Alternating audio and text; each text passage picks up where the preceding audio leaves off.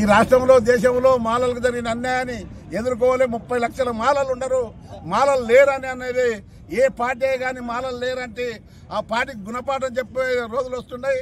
అందు గురించనే హైదరాబాద్ నడిబొడ్డుల ఏది మన గ్రౌండ్కు జింకనగర్ గ్రౌండ్లో లక్షలాది మంది కాదు పేరెంట్ గ్రౌండ్లో లక్షలాది మంది రావాలని పిలుపునిస్తున్నాం.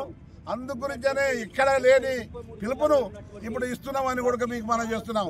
ఏ పార్టీ కానీ వర్గీకరణ చేసే పార్టీ ఎవరే కానీ అన్నారంటే ఆ పార్టీకి గుణపాఠం చెప్పే రోజులు ఉన్నాయి.